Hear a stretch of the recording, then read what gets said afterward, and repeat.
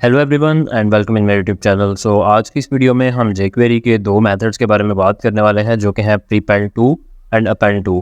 तो आज हम ये देखेंगे कि append to and prepend to का यूज़ करते हुए हम क्या क्या ऑपरेशंस परफॉर्म कर सकते हैं और किस तरीके से हम इनको यूज़ कर सकते हैं। सो देखने के लिए चलते हैं स्क्रीन की तरफ। So let's have a look on my screen and let's begin.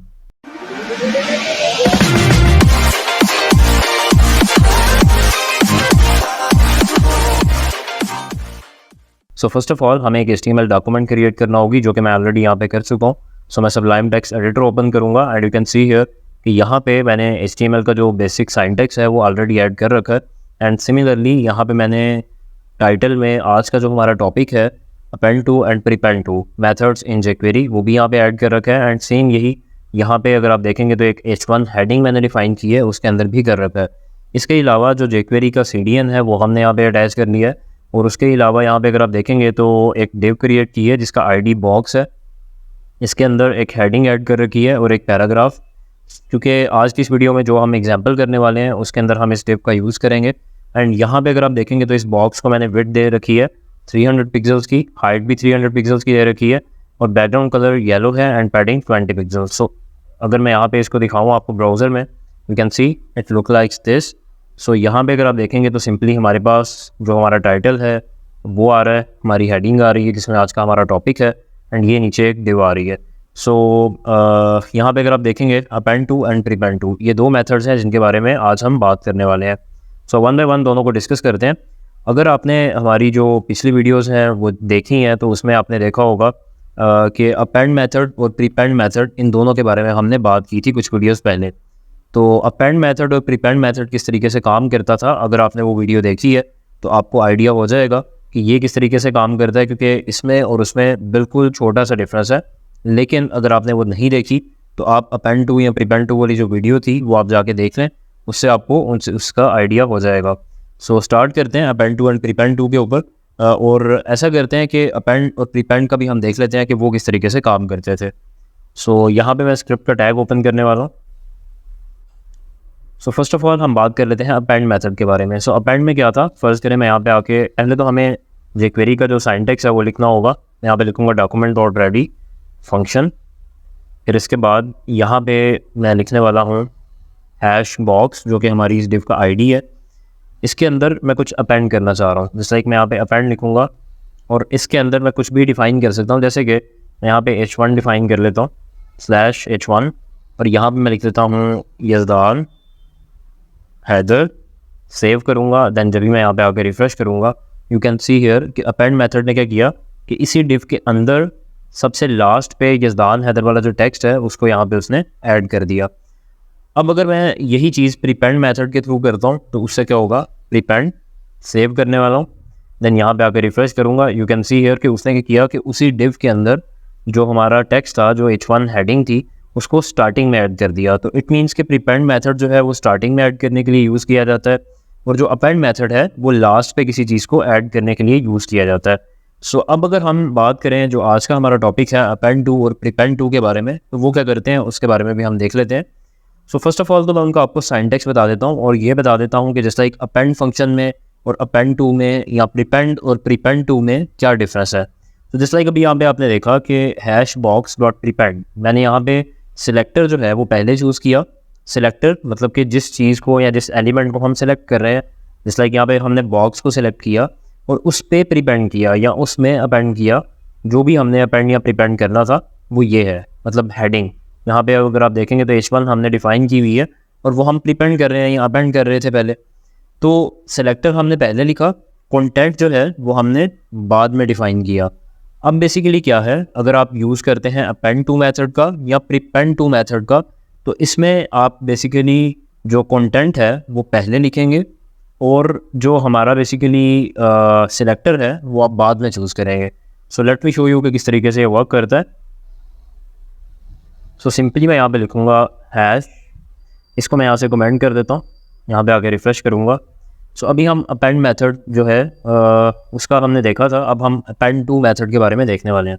सो यहाँ पे सिंपली मैं लिखूँगा कंटेंट मतलब कि जो है H1 और यहाँ पे लिख दूँगा यज़दान हैदर अब अगर आप देखेंगे तो सबसे पहले मैंने सेलेक्टर डिफाइन नहीं किया, मैंने यहाँ पे सबसे पहले कंटेंट ऐड किया। अब मैं यहाँ पे लिखूँगा डॉट अपेंड टू। अब अपेंड टू के अंदर मैं यहाँ पे सेलेक्टर लिखूँगा जो कि है बॉक्स।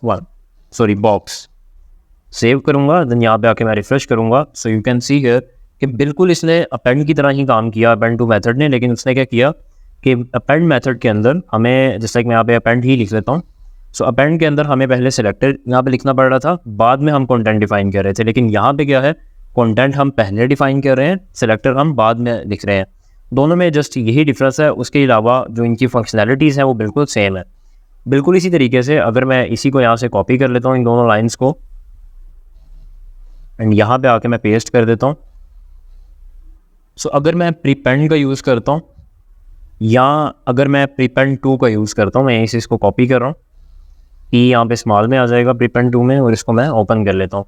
सो यहाँ पे भी अगर आप देखेंगे तो जस्ट एक ही डिफरेंस है कि प्रीपेंड के अंदर हम सिलेक्टर पहले डिफाइन कर रहे हैं जबकि कंटेंट जो है वो बाद में है, लेकिन प्रीपेंड 2 मेथड के अंदर हमने सिलेक्टर बाद में डिफाइन किया है जबकि कंटेंट जो है वो पहले आ रहा है। जैसा कि मैं सेव करता हूँ, यहाँ पे आके रिफ्रेश करूँगा, यू कैन सी हियर कि यहाँ पे यज़दान हैदर जो है वो अब स्टार्टिंग में आ चुका है, क्योंकि अब हम प्रीपेंड 2 मेथड का यूज़ कर रहे हैं और ये बिल्कुल उसी तरीके से काम करेगा जिस तरीके से प्रीपेंड का मेथड काम करता था। जस्ट इसमें डिफरेंस यही है कि सिलेक्टर एक में पहले आ रहा है और एक में जो है वो सिलेक्टर बाद में यहाँ पे हमने डिफ़ाइन किया है।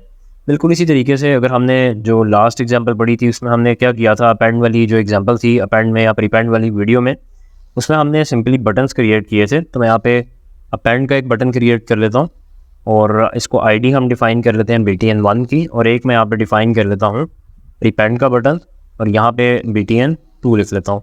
और यहाँ पे हम एक इनपुट डिफ़ाइन कर लेते हैं टेक्स्ट, इसको मैं आईडी कर लेता हूँ TXT। सो सिंपली अब मैं क्या करने वाला हूँ, मैं ये चाहता हूँ कि जब भी अपेंड या प्रीपेंड पे क्लिक हो तो इस टेक्स्ट के अंदर जो भी वैल्यू लिखी हो वो उस डिव के अंदर अपेंड या प्रीपेंड हो जाए। तो सिंपली उसके लिए हमें क्या करना है, मैं इसको यहाँ से भी के लिए कमेंट कर रहा हूँ, मैं यहाँ पे आऊँगा और इसको या तो फिर हम रिमूव कर देते हैं। रिमूव करने के बाद मैं यहाँ पे आके लिखूँगा #BTN1.click। अब क्लिक के ऊपर क्या फंक्शन रन होगा वो हम यहाँ पे डिफ़ाइन करेंगे, और यहाँ पे अब हम लिखने वाले हैं #box डॉट, चूँकि पहला जो बटन है BTN1 वाला वो अपेंड का काम कर रहा है तो हम यहाँ पे लिखेंगे अपेंड टू। अब हमें यहाँ पे हम गलत कर गए, यहाँ पे हमें कंटेंट ऐड करना था। अब मैं लिखूँगा H1 फॉर एग्जांपल यज़दान हैदर लिख लेता हूँ, एंड अपेंड टू किसको करना है, बॉक्स को।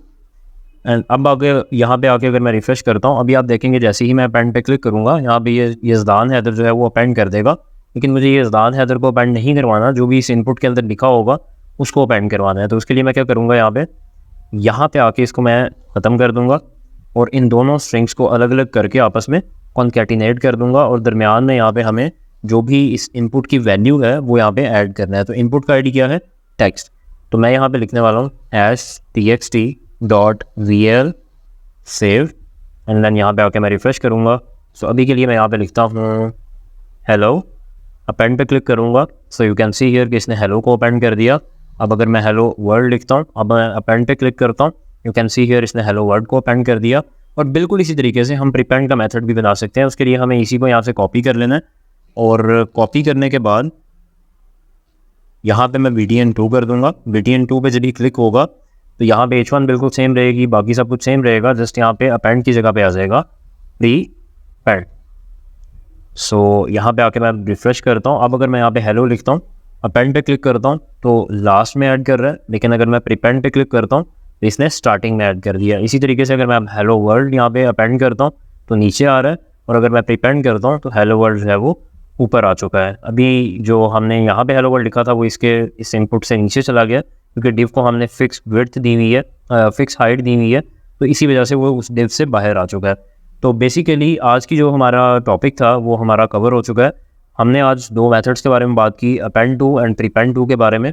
सो आने वाली वीडियोस में हम jQuery के जो बाकी कॉन्सेप्ट्स हैं उनको भी क्लियर करने वाले हैं और उन पर भी हम बात करेंगे। सो उम्मीद करता हूँ कि वीडियो आपको अच्छी लगी होगी। सो अगर आपको वीडियो अच्छी लगी तो आप इसको लाइक करें एंड चैनल को सब्सक्राइब करें। सो मिलते हैं नेक्स्ट वीडियो में। थैंक यू, अल्लाह हाफिज़।